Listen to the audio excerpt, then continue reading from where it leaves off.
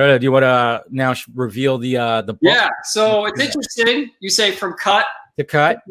It's another reason why I named it that. So throw it up there. Throw the graphic up there. Whoop, there it is, guys. Oh, graphic. There we go.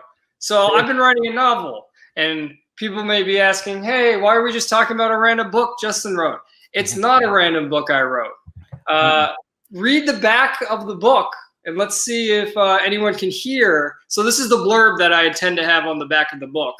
Let's see if anyone can hear. Are you going to read it? What it's inspired by. You going to read it, or you want me to read it? I want you to read it. Do it all professional like, hey, I'm having Justin on the show to talk about his new novel. Here's right. Here it is.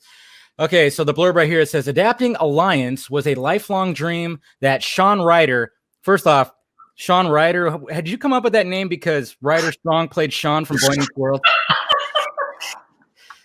When I saw that name, I was like, wait a minute.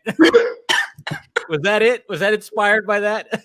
Yeah, because I also, in the future, may potentially want to have the hashtag Ride or Die. Okay. But that's cool. I like it. But yeah, anyway. I wanted a name like, and Sean was very good. And then I was like, oh, I'll do Sean Ryder because that sounds awesome. It does. It's a good name. It's good. Anyways, adapting Alliance was a lifelong dream that Sean Ryder thought would never happen. Now he stands on the precipice of directing that movie, but he'll find out that the studio system is nearly impossible for any man to navigate, especially one of integrity and passion. Ivan Jeffries built his career and reputation in publishing on The Alliance. As production on the big screen adaptation it ramps up, he finally found a foothold in the film industry. Sorry, I kind of choked on my words there. The problem is he's not the director and the man who won't listen to him or seemingly anyone else about it. The Cut is about what didn't actually happen during the production of Alliance, a major studio misfire so massive that careers and lives were changed forever. The story traces the key events of pre-production, production, and post-production to reveal what happens in the world where people live by the mantra, you can't make it alone. So there it is, guys. I do like, explain the whole you can't make it alone. How'd you come up with that little tagline?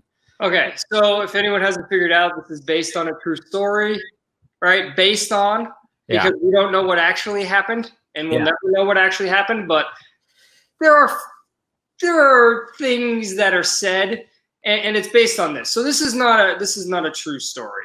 Yeah. This is based on a true story. So I don't want to act like I'm portraying reality at all, but you know, Sean O'Connell said that somebody asked him if he was going to tell the story of production for Justice League. Yeah. And he said, that's somebody else's story to tell.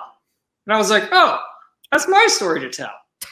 So what I did was I took the whole concept of made, based on a true story, and I crossed it with the Fountainhead to write this. So this is sort of that kind of approach to it.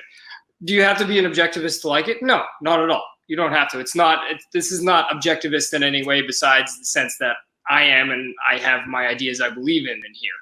And that's what leads into the cover. So obviously there's part of this cover that you know what this is from, right? Yeah, absolutely. It looks like the bat signal. Yeah. The bat signal, right? That was the first thing I said. I wanted to do a minimalist approach to it. Yeah, I like that. I really like minimalism, and one of my best friends is a huge graphic guy, and he does minimalism. I like how he does it. So I was like, you know what? I want to do this whole thing DIY, because it would be really ironic if I went and I gave this to a publisher and they were like, we need to change this. It's like, isn't that what yeah, it kind of goes against what you're writing about. Yeah. Right. Yeah. So I wanted to do a DIY, and one of the biggest costs is designing a cover. So I did this cover myself. I based it on the bat signal, right? And then I needed to come up with a slogan. And I truly believe the slogan on the Justice League poster, you can't save the world alone, I don't think that was the Snyder slogan at all. Probably not. I think that was the Whedon, Jeff Johns studio creation. So I was like, why don't I take that and flip that on its head? Because one of the major things that's said, especially in the film industry, is you can't make it alone. And it's a double entendre here. It's the idea that you can't survive on your own. You can't be successful on your own. You can't make the cut on your own. So the cut is a double entendre. It's, you can't make the movie on your own, but you also can't survive on your own. When people say you can't make the cut. There you go. I like it. And then, when we compare this book to O'Connell's book, these are two different beasts. It's not like they're both like the same kind of thing. Like what he said, O'Connell, when somebody asked him about the certain story about everything, it's like that's somebody else for someone to write. That's exactly what Justin's trying to do here. So, I mean, O'Connell's is simply just about the fandom and just the movement itself as a whole.